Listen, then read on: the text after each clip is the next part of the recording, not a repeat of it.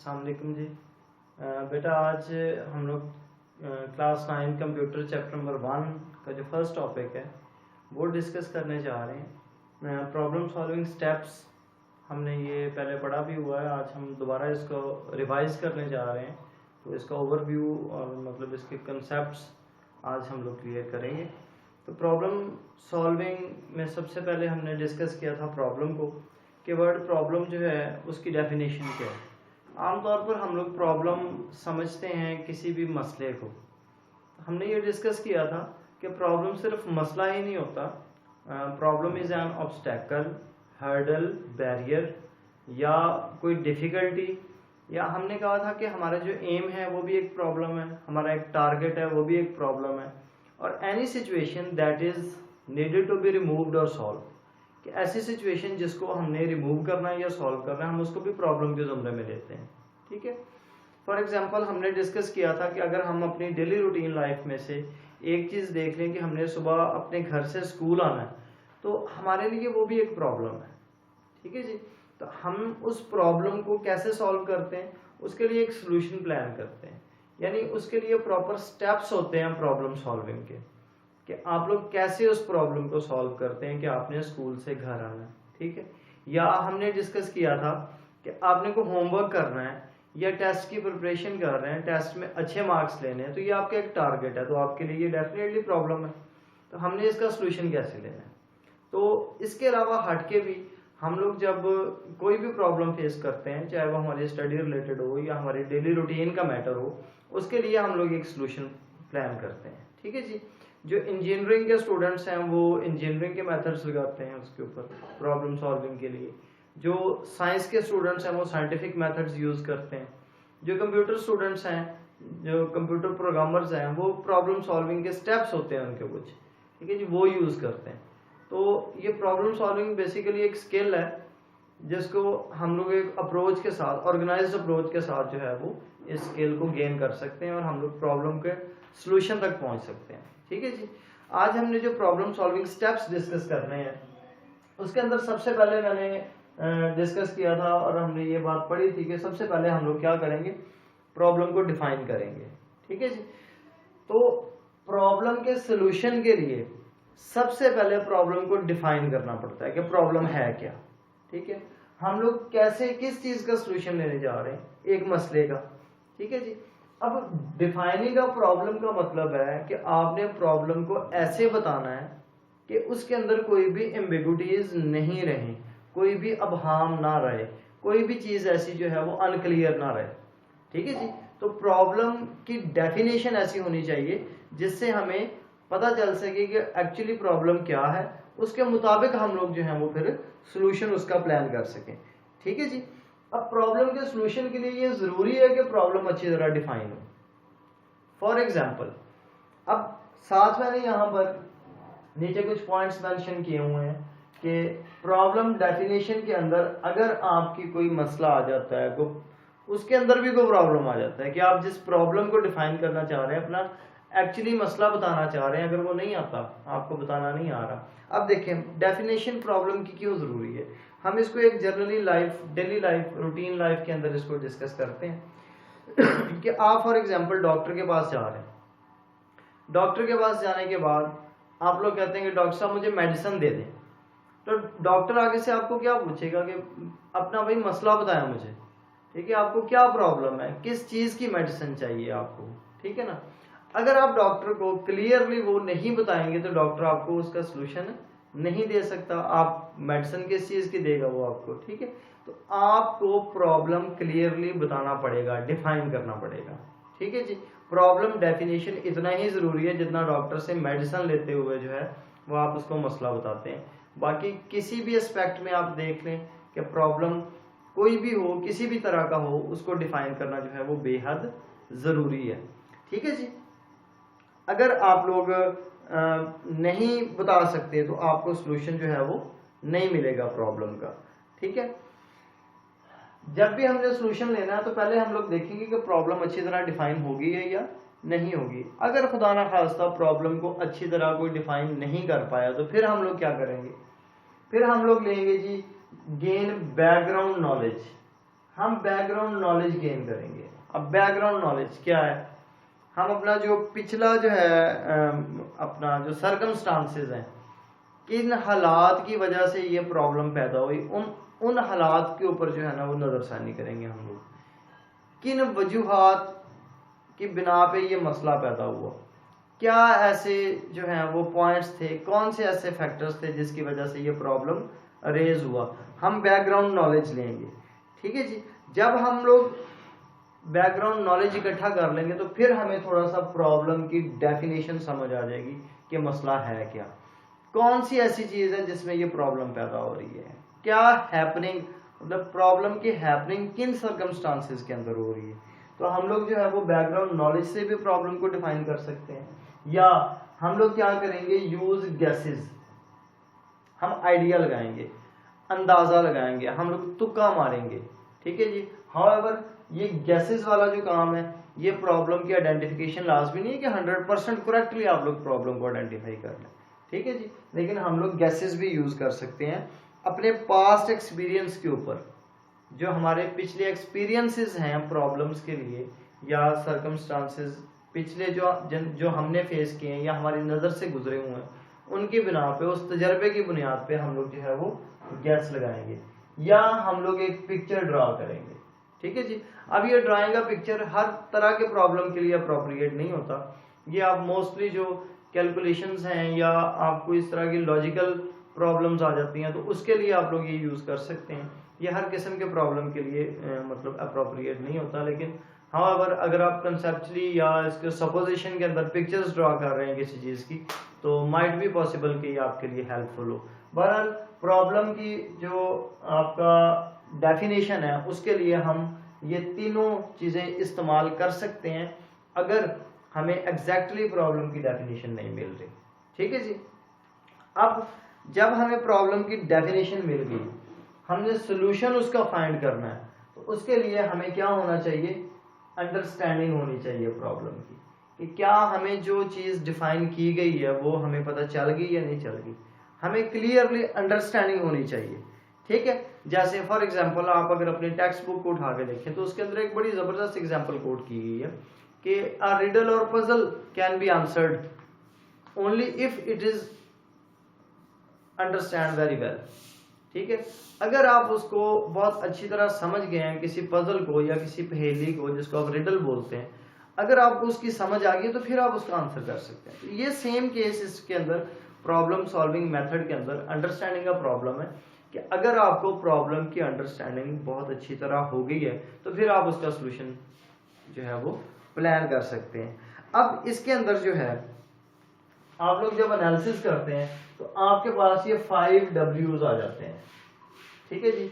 हम इसको बोलते हैं 5 W's।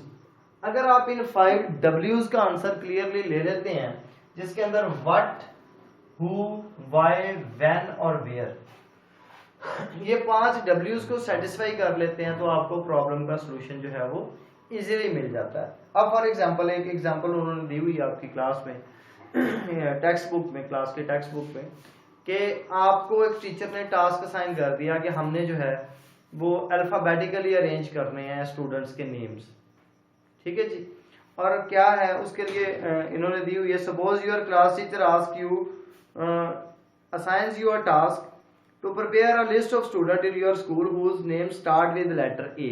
आपके स्कूल में जो स्टूडेंट्स जिनके नाम जो है वो ए से स्टार्ट होते हैं उनकी एक लिस्ट आपने बनानी है। ठीक है जी। The list is required in order to prepare alphabetical directory of all school students and there is only 1 week to complete the task. अब देखिए कि आपके पास क्या है जी, हमने अल्फाबेटिकल ऑर्डर में एक डायरेक्टरी स्कूल की बनानी है और उसके लिए जिन बच्चों के नाम ए से स्टार्ट होते हैं स्कूल में उनके नाम जो है वो कलेक्ट करने, और आपके पास कितना है, 1 वीक है। ठीक है जी। अब ये 5 W's इसको कैसे सेटिस्फाई कर रहे हैं। ठीक है कि व्हाट हमने क्या करना है, अब हमें जो टास्क मिला उसमें हमने क्या करना है, व्हाट का क्या मतलब है कि हमने क्या करना है, तो हम लिस्ट ऑफ स्टूडेंट्स बनानी है, किन स्टूडेंट्स की जिनका नाम जो है वो ए से स्टार्ट हो रहा है। हमारे पास ये क्या है टास्क, व्हाट में क्या आएगा, लिस्ट ऑफ स्टूडेंट्स जिनका नेम ए से स्टार्ट हो रहे हैं, हु कौन, स्टूडेंट्स, ठीक है जी, किसकी, किन की हमने लिस्ट बनानी है, स्टूडेंट्स की। व्हाट, क्या बनाना है, लिस्ट। हु, किन की, कौन होंगे इसके अंदर, स्टूडेंट्स होंगे। वाई, क्यों बनाना है हमने। अब देखिए, अब हमारे पास उसकी अंडरस्टैंडिंग है ना प्रॉब्लम की। क्यों बनानी है, इसलिए बनानी है कि हमने जो है वो एक डायरेक्टरी बनानी है जिसके अंदर अल्फाबेटिकल ऑर्डर्स के अंदर जो है वो नाम आपने सारे स्टूडेंट्स के देने हैं। ठीक है जी। व्हेन, कब बनानी है, विद इन अ वीक, एक हफ्ते का टाइम है हमारे पास। और वेयर, कहाँ बनानी है हमने, ये स्कूल के अंदर बनानी है। अब ये 5 W's ने आपको प्रॉब्लम की काफी सारी जो है वो डेफिनेशन बता दी और आपके जो है वो अंडरस्टैंडिंग होगी प्रॉब्लम की। ठीक हो गया जी, आपके पास ये आपको बात समझ आ गई कि आपने क्या बनाना है, कब बनाना है, कौन होगा उसमें और कब तक बनाना है और कहाँ बनाना है। ठीक है, ये 5 W's जो हैं ये आपको बहुत ज्यादा हेल्पफुल होते हैं प्रॉब्लम को अंडरस्टैंड करने में। जी बेटा, समझ आ गई आपको 5 W's की। उसके बाद है बच्चे प्लानिंग का सोल्यूशन, कि हमने सोल्यूशन कैसे प्लान करना है इसका। जब हमने ये 5 W से हमने सारी प्रॉब्लम को अंडरस्टैंड कर लिया, उसके बाद जो नेक्स्ट स्टेप आता है प्रॉब्लम सॉल्विंग का, वो है प्लानिंग का सोल्यूशन। तो प्लानिंग का सोल्यूशन का क्या मतलब है कि यहाँ पर हम लोग अंडरस्टैंडिंग प्रॉब्लम को हम लोग एनालाइज भी बोलते हैं। एनालाइज हम लोग इसको करते हैं। ठीक है जी, एनालाइज करने के बाद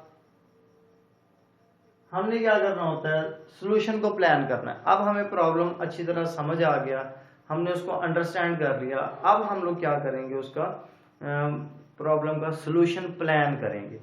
ठीक हो गया जी। इसमें हम लोग क्या करते हैं कि ये जो प्लानिंग का सॉल्यूशन है इसके अंदर हम लोग एक करेक्ट और एक एफिशिएंट स्ट्रेटजी प्लान करते हैं कि किस हिकमत अमली के तहत हम लोग जो है इस मसले को हल करेंगे। ठीक है जी। अब यहाँ पर आपके पास जो है कुछ स्ट्रेटजीज हैं जिसको हम लोग बोलते हैं divide and conquer rule, guess check and improve, act it out और प्रोटोटाइप। ठीक है जी, ये 4 स्ट्रेटजीज हम लोग डिस्कस करेंगे। सबसे पहले divide and conquer rule. Divide and कंकर का मतलब है कि इसको आप डिवाइड का मतलब तकसीम करते हैं, कंकर बोलते हैं फतह करने को। यानी डिवाइड एंड कंकर रूल में क्या होता है कि हम लोग एक लार्जर प्रॉब्लम को स्मॉल मॉड्यूल्स में डिवाइड कर देते हैं। छोटे छोटे पार्ट्स के अंदर हमने उस प्रॉब्लम को डिवाइड कर दिया। ठीक है जी, बड़े प्रॉब्लम को हमने छोटे प्रॉब्लम में डिवाइड कर देना है और इस हर एक छोटे सब प्रॉब्लम का यानी मॉड्यूल का सॉल्यूशन जब हम लोग करेंगे तो हम टोटल सॉल्यूशन के ऊपर पहुंचेंगे। डिवाइड एंड कंकर का क्या मतलब है कि हमने एक बड़े प्रॉब्लम को छोटे छोटे प्रॉब्लम्स में, छोटे छोटे पार्ट्स में डिवाइड कर दिया और हर पार्ट का जब हम लोग सॉल्यूशन लेंगे तो हम लोग कंप्लीट प्रॉब्लम के सॉल्यूशन तक पहुंच जाएंगे। ठीक हो गया जी। उसके बाद आपका गैस चेक एंड इम्प्रूव है कि इसके अंदर क्या होता है जी, जो डिजाइनर होता है, अगर हम लोग सॉफ्टवेयर की बात कर रहे हैं तो उसने क्या करना होता है, गैसेज अ सॉल्यूशन, सॉल्यूशन को गैस करता है। ठीक है जी, उसको चेक करता है कि गैस करने के बाद सॉल्यूशन उसने सोच लिया। ठीक है, उसके बाद क्या करता है, उसको चेक करेगा कि क्या ये सॉल्यूशन वर्किंग कर रहा है या नहीं कर रहा। ठीक है जी, कि जैसे उसने प्रॉब्लम देखा, उसने प्रॉब्लम को अंडरस्टैंड किया, करने के बाद उसने सॉल्यूशन एक प्लान कर लिया। ठीक है, कि ये ऐसे वर्किंग करेगा, फिर ऐसे करेगा, फिर ऐसे करेगा, फिर ऐसे करेगा। सारी वर्किंग उसने सोच ली। सोचने के बाद उसने उसको करना है चेक कि जैसे मैंने सोचा हुआ क्या ये वैसे वर्किंग कर रहा है या नहीं कर रहा। ठीक है जी, इसको बोलते हैं चेक। और जब वो उसको चेक कर लेगा तो क्या होगा, फिर उसके अंदर अगर इम्प्रूवमेंट हुई जरूरी, अगर उसकी वर्किंग के अंदर कोई इश्यूज आ रहे हैं, अगर कोई प्रॉब्लम आ रहा है उसकी वर्किंग के अंदर, सोल्यूशन की वर्किंग के अंदर, ठीक है, अगर वो सोल्यूशन हमें फायदा नहीं दे रहा तो क्या करेगा, उसको इम्प्रूव करेगा। ठीक है जी, तो गैस करेगा सोल्यूशन, उसको चेक करेगा और सोल्यूशन को इम्प्रूव कर देगा। उसके बाद क्या होता है जी, आपके पास है act it out. Act it out का क्या मतलब है, आपके पास एक लिस्ट बना ली जाती है, एक्ट इट आउट, इसके ऊपर अमल करो। जैसे जैसे वो लिस्ट के अंदर स्टेप्स लिखे जाते हैं वैसे वैसे हम लोग सॉल्यूशन के ऊपर काम करते हैं। ठीक है, एक्ट इट आउट का मतलब है कि हमने एक लिस्ट मेंटेन कर ली, सॉल्यूशन के स्टेप्स लिख लिए उसके ऊपर, और हम लोग जो है उसके ऊपर जैसे जैसे एक्ट करेंगे, जैसे जैसे वो काम करेंगे तो हमें उसका मिल जाएगा, सॉल्यूशन मिल जाएगा प्रॉब्लम का। ठीक हो गया जी। अच्छा, उसके बाद आ जाता है प्रोटोटाइप यानी ड्रा करना। हमने पीछे भी डिस्कस किया है कि जब हम लोग सोल्यूशन को ड्रा करने की बात करते हैं तो ये ड्राइंग वाला जो कंसेप्ट है ना, ये देख लें कि जैसे आपकी बुक के अंदर दी हुई है एक पिक्चर के, हमने एक वो कुछ हॉर्सेस दिए हुए हैं, हॉर्स शू दिए हुए हैं कि उसकी वैल्यूज रखी हुई हैं कि ये लॉजिकली और न्यूमेरिकली अगर कोई चीज़ आ जाती है तो हम उसको ड्रा और कैलकुलेट कर सकते हैं। हर जगह पे ये काम नहीं भी आती, समटाइम स्ट्रेटेजी। ठीक हो गया जी। अब ये जो पिक्चोरियल रिप्रेजेंटेशन है, बेसिकली पिक्चोरियल रिप्रेजेंटेशन जिसको हम लोग फ्लो चार्ट भी बोलते हैं, ठीक है, कि हम लोग इसका फ्लो चार्ट भी ड्रा कर सकते हैं किसी भी सोल्यूशन का, कि जो हमने सोल्यूशन बनाया, जो हमने सोचा सोल्यूशन, हम उसका प्रोटोटाइप ड्रा करेंगे, यानी उसका फ्लो चार्ट वगैरह पिक्चोरियल उसकी जो रिप्रेजेंटेशन है पिक्चर्स की फॉर्म में, ठीक है, हम लोग अगर करेंगे तो उससे हम लोग देखेंगे कि हमें क्या ये सोल्यूशन मिल रहा है या नहीं मिल रहा। ठीक हो गया जी। अगर ये जो डिजाइनर्स होते हैं, जो सॉफ्टवेयर डिजाइनर्स होते हैं, जो या जो प्रोग्राम डेवलपर्स होते हैं, उनके लिए ये प्रोटोटाइप जो है वो बहुत ज़्यादा हेल्पफुल होता है कि वो प्रोटोटाइप हमेशा उनका डिज़ाइन डॉक्यूमेंट का एक हिस्सा होता है प्रोटोटाइप, कि जब तक वो प्रोटोटाइप ड्रा नहीं करते वो अपनी फाइनल वर्किंग जो है उसको स्टार्ट नहीं करते। ठीक है जी। तो जो डिज़ाइनर्स होते हैं, सॉफ्टवेयर डिज़ाइनर्स या प्रोग्राम डेवलपर्स होते हैं, उनके लिए प्रोटोटाइप जो है वो बहुत ज़्यादा इंपॉर्टेंट होता है। उसके बाद क्या है जी कि इन स्ट्रेटजीज में से कोई एक स्ट्रेटजी हमने अडॉप्ट करनी है, किस चीज़ के लिए? सॉल्यूशन को प्लान करने के लिए। ठीक हो गया। उसके बाद जो नेक्स्ट है हमारे पास वो है डिफाइनिंग अ कैंडिड सॉल्यूशन। अब ये जो कैंडिड है ना, वर्ड कैंडिड, इसका मतलब है कि ये प्लान्ड नहीं है। ठीक है जी। ये जो वर्ड कैंडिड है ना, इसका मतलब है कि ये अनप्लान्ड है। ठीक है जी, कि ये आपका प्लान्ड नहीं है, ये अनप्लान्ड है। ठीक है। अब अनप्लान्ड का क्या मतलब होता है कि आप एक जो सॉल्यूशन है वो रफली ले रहे हैं। सही है। फॉर एग्जांपल आपकी बुक के अंदर जो एक इसकी बड़ी अच्छी एग्जांपल दी हुई है कि आपने देखना है कि स्कूल में से क्रिकेट कौन कौन खेल सकता है, आपने क्रिकेट टीम सेलेक्ट करनी है। तो उसके लिए आपने ये प्रॉब्लम है आपके पास कि आपने क्रिकेट टीम बनानी है और आपने इसका जो है वो लिस्ट आउट करना है या वो बच्चे देखने हैं, सॉर्ट आउट करने कि कौन कौन से क्रिकेट खेल सकते हैं, कि कितने बच्चे हैं स्कूल में जो क्रिकेट खेल सकते हैं। ठीक है जी। इसका अब कैंडिडेट सॉल्यूशन क्या होगा? अब प्लान्ड नहीं है ये। अब कैंडिडेट सॉल्यूशन क्या है कि हमने जी एक क्लास उठाई, एक क्लास में से हमने बच्चे गिने जी, हमारे पास कितने बच्चे हैं? 10 है। ठीक है जी। 10 बच्चे हैं एक क्लास में से जो क्रिकेट खेल सकते हैं। उसके बाद हमने एक दूसरी क्लास विजिट की, उसके अंदर देखो उसके अंदर भी 10 बच्चे हैं। ठीक है। अब हमने यहाँ पे जो है वो एक कैंडिडेट सॉल्यूशन मारा, तुक्का मारा कि हमने हर क्लास को, हमारे पास जो है वो 10 क्लासेस हैं जी, तो हमने कहा कि तकरीबन 10 बच्चे निकल रहे हैं। ठीक है। तो 10 बच्चे निकल रहे हैं हर क्लास में से, हमने 10 को 10 के साथ मल्टीप्लाई करके हमने कैंडिडेट सॉल्यूशन दे दिया कि जो number according to our candidate solution is 100। तो 100 बच्चे हैं जो आपके क्रिकेट खेल सकते हैं। तो ये कैंडिडेट सॉल्यूशन होता है। इट इज नॉट श्योर कि कैंडिडेट सॉल्यूशन आपको जो है वो फाइनल सॉल्यूशन तक ले जाए। ठीक है। ये अनप्लान्ड सॉल्यूशन होता है। ये कैंडिडेट सॉल्यूशन जो है ये आपका फाइनली सॉल्यूशन नहीं होता। However if you want to know the exact number of student who can play cricket, तो आपको क्या करना पड़ेगा? आपको एक एक क्लास को विजिट करना पड़ेगा, जाके एक एक क्लास को विजिट करना पड़ेगा और उसमें से जो है वो आपको बच्चे गिन के निकालने पड़ेंगे या सॉर्ट आउट करने पड़ेंगे कि कौन कौन से बच्चे क्रिकेट खेल सकते हैं। ठीक है जी। अब देखिए हमने प्रॉब्लम को डिफाइन भी कर लिया, उसको एनालाइज भी कर लिया, यानी उसकी अंडरस्टैंडिंग भी होगी प्रॉब्लम की। हमने एक सॉल्यूशन भी प्लान कर लिया इन स्ट्रेटजीज के अंदर से। ठीक है जी। हमने कैंडिडेट सॉल्यूशन के बारे में भी देख लिया। अब ये सारी चीजें आ गई। यहाँ से हम प्लानिंग का सॉल्यूशन को जब स्टार्ट करते हैं ना जी, कैंडिडेट सॉल्यूशन और प्लानिंग सॉल्यूशन में जो हमने टेक्निक्स पढ़ी हैं प्रॉब्लम सॉल्विंग की या सॉल्यूशन फाइंड करने की टेक्निक, अब टाइम आ जाता है उसके बाद कि हम लोग जो है वो एक बेस्ट सॉल्यूशन इसके अंदर से देखें। ठीक है। कि हमारा जो है वो बेस्ट सॉल्यूशन क्या होगा इन जो स्ट्रेटजीज हमने पढ़ी हैं या जो हमने प्रॉब्लम सॉल्विंग के स्टेप्स देखे हैं कि इसके अंदर से जो है वो बेस्ट सॉल्यूशन क्या होता है। अब यहाँ पे मैं आपको एक बात बताऊं कि कभी भी जो प्रॉब्लम होती है उसके अंदर जो प्रॉब्लम के सॉल्यूशंस होते हैं वो मल्टीपल होते हैं। मल्टीपल सॉल्यूशंस हमेशा प्रॉब्लम के होंगे और उसमें से हम लोग क्या करेंगे, एक बेस्ट सॉल्यूशन फाइंड करेंगे।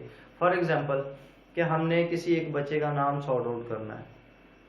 अब वो नाम जो है सारे वेबसाइट के ऊपर अवेलेबल हैं, ठीक है, बच्चों के सारे नाम वेबसाइट के ऊपर अवेलेबल हैं। आपके स्कूल के अंदर जो है वो 1500 स्टूडेंट्स हैं, फॉर एग्जांपल 1500 स्टूडेंट्स हैं, उनमें से आपने एक स्पेसिफिक बच्चे का नाम ढूंढना है, ठीक है। अब क्या करेंगे आप लोग कि स्कूल की वेबसाइट ओपन करेंगे, उसमें से अब हमारे पास अब मल्टीपल सॉल्यूशंस कैसे हैं कि पहले हम लोग एक एक बच्चे का नाम देखेंगे, पढ़ेंगे, उसमें से नाम निकालेंगे, हमारे पास एक सॉल्यूशन आ गया। दूसरा सॉल्यूशन इसका क्या है कि हम लोग उसको कॉपी करेंगे सारे नामों को, उसको एक्सेल शीट में पेस्ट कर देंगे, ठीक है जी। उसमें से हम लोग क्या करेंगे कि अल्फाबेटिकली अरेंज करके उस बच्चे का नाम ढूंढ लेंगे, ठीक है। ये दो सॉल्यूशन आ गया हमारे पास। उसके बाद हमारे पास एक और सॉल्यूशन है कि जी हम वो उसका प्रिंट ले लें और मैनुअली, कंप्यूटर के बजाय हम लोग मैनुअली जो है वो उसके नाम को ढूंढें। 3 सॉल्यूशंस आ गए। और चौथा सॉल्यूशन हमारे पास ये है कि हम लोग क्या करें, कंट्रोल F प्रेस करें तो सर्च बार ओपन हो जाएगी, फाइंड का ऑप्शन आपके पास मौजूद है, तो आप फाइंड करके उसका सिंपली नाम टाइप करेंगे और जब एंटर प्रेस करेंगे आपको वो जो सिस्टम है, वो वेबसाइट है, वो वहां पर नेविगेट कर देगी, उस नाम के ऊपर ले जाएगी। अब ये 4 सॉल्यूशंस हमारे पास हैं। अब हमने क्या करना है कि हमने इसमें से बेस्ट सॉल्यूशन जो है वो चूज करना है, ठीक है। तो सिलेक्टिंग का बेस्ट सॉल्यूशन का क्या मतलब है कि ऐसा सॉल्यूशन हमने सिलेक्ट करना है कि जो आसान हो और कम टाइम के अंदर होने वाला हो और वो प्रॉपर सॉल्यूशन हमें मतलब हमारे पास होना चाहिए, वो कि मसले का मुकम्मल हल हो हमारे पास और उसके ऊपर टाइम भी कम लगता हो और वो परफॉर्म करना भी आसान हो। जो ऐसा सॉल्यूशन होगा कि अब इन 4 सॉल्यूशन में से हमने जो लास्ट सॉल्यूशन डिस्कस किया कि हम कंट्रोल F प्रेस करेंगे तो फाइंड करने के लिए, तो हम उसका नाम टाइप करेंगे बच्चे का, तो हमें वो बच्चे का नाम इजीली मिल जाएगा। तो ये सबसे आसान सॉल्यूशन है। तो इसी तरह ये जितने भी हमने स्ट्रेटजीज पढ़ी या ये प्रॉब्लम सॉल्विंग स्टेप्स पढ़े, इसमें से हमने देखना है कि बेस्ट सॉल्यूशन कौन सा है। जो भी बेस्ट सॉल्यूशन होगा उसको हम लोग अडॉप्ट कर लेंगे। ये थे बेटा प्रॉब्लम सॉल्विंग स्टेप्स आपके, कि आपकी प्रॉब्लम जो है वो किस तरह सॉल्व हो सकती है। हम इन स्टेप्स को फॉलो करेंगे 1 बाय 1 तो हमारे पास सॉल्यूशन जो है वो मिल जाएगा। इंशाल्लाह अगले टॉपिक्स के लिए आपको मज़ीद वीडियोस मैं सेंड कर दूंगा और अगर कोई भी इसमें कन्फ्यूजन्स हो तो आप कमेंट सेक्शन में भी पूछ सकते हैं और आप मेरे नंबर पर डायरेक्टली जो है मेरे से व्हाट्सएप पे लिंक होकर भी पूछ सकते हैं। तो अगली वीडियो के लिए अपना ख्याल रखिएगा जी। अल्लाह हाफिज़।